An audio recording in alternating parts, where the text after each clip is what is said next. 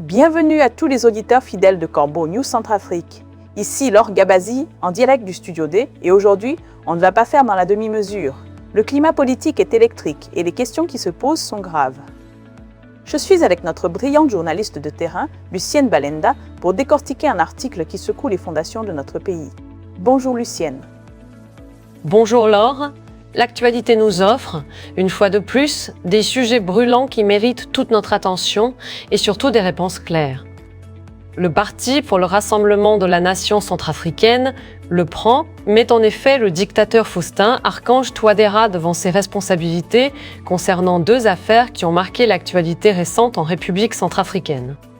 Il s'agit, d'une part, de la disparition de plus d'une centaine de personnes dans l'effondrement de la mine d'or de Zambouayé et d'autre part, de l'affaire Hamza Bilal Indélé qui implique directement les mercenaires russes. Des sujets qui sentent le soufre, Lucienne. Le Princier n'y va pas par quatre chemins. Dans une lettre ouverte au titre qui sonne comme un coup de poing, Bilal, Zambouayé, Wagner, Monsieur Touadéra, combien de mots faudra-t-il encore? Son président, Nour Gregaza, demande des explications urgentes aux autorités. Il remet directement en question le fonctionnement même de l'État dans les zones où ces mercenaires russes ont pris leur quartier. Qu'en est-il de la catastrophe de Zambouayé? Laure, la tragédie de Zambouayé est maintenant une triste réalité. Nous l'avons évoqué ici. Le 18 août dernier, l'effondrement d'une mine d'or artisanale dans la Nana Mambéré a enseveli de nombreux mineurs.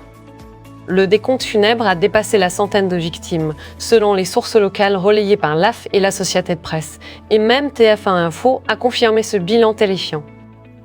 Plus de 100 vies envolées dans l'indifférence quasi générale. C'est absolument affolant. Et le gouvernement, Lucienne, a-t-il réagi à cette catastrophe? Une enquête judiciaire a bien été initiée pour établir les causes de l'effondrement et les responsabilités liées à l'exploitation du site. Par la suite, le gouvernement centrafricain a prononcé la fermeture du site de Zambouayé, expliquant ce choix par le non-respect des normes minières et des directives administratives. C'est dans ce contexte que le Princier fait le lien entre cette catastrophe minière et la fameuse affaire Hamza Bilal dans sa missive au chef de l'État. Ah, l'affaire Hamza Bilal, cette histoire qui ne cesse de faire des vagues. Le prince, visiblement, veut des éclaircissements. Que nous dit Nour Gregaza à ce sujet? Pour Nour Gregaza, l'affaire Bilal est bien plus qu'une simple histoire individuelle.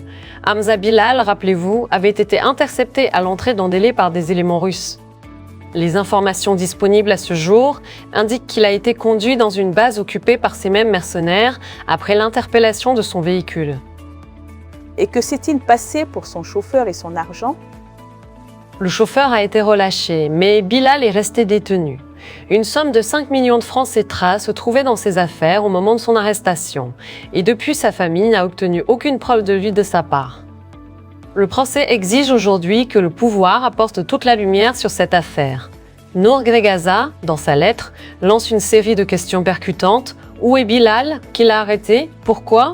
Où sont passés les 5 millions de francs CFA qu'il aurait transportés? Qui a ordonné sa détention et sa disparition?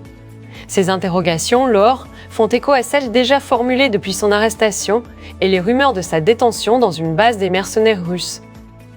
Des questions légitimes, des questions qui mettent mal à l'aise, Lucienne. Et l'on apprend que le préfet de Bamingui-Bangoran serait au centre des accusations. C'est exact?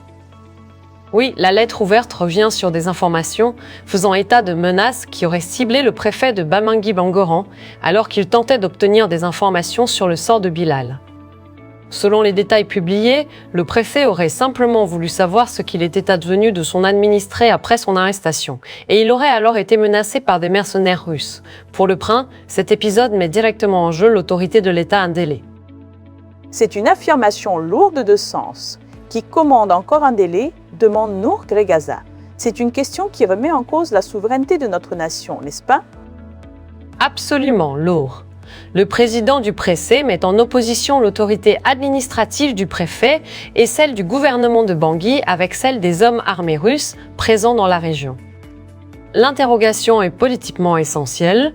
Si un représentant de l'État centrafricain ne peut pas demander des comptes sur le sort d'un citoyen sans subir des menaces, quelle autorité exerce réellement l'État sur cette portion du territoire?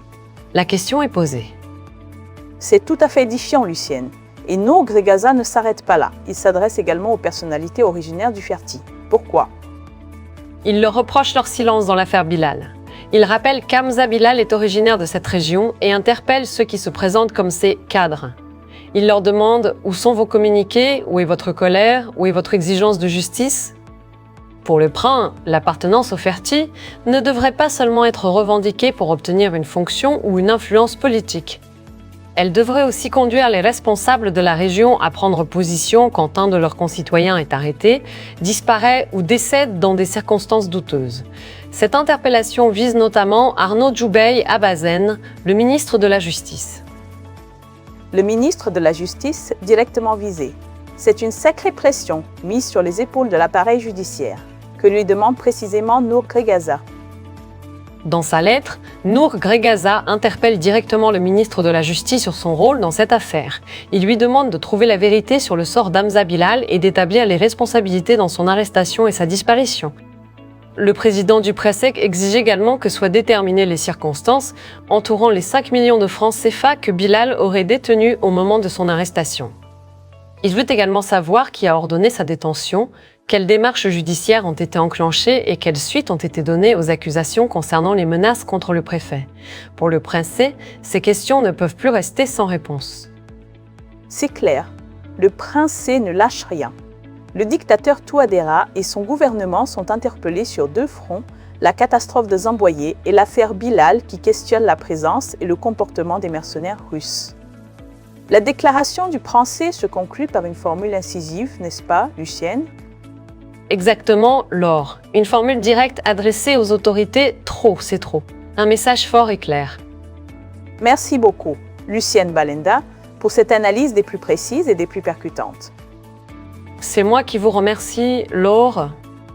Cet article nous a été proposé par Eric Azoumi, un de nos journalistes à Corbeau News Centrafrique. Pour toute information, vous pouvez nous contacter via WhatsApp ou par téléphone au poisson 36 75 15 75 44 64 ou au poisson 36 64 voix 197. N'hésitez pas à interagir avec nous. Votre voix compte. À très bientôt sur nos ondes.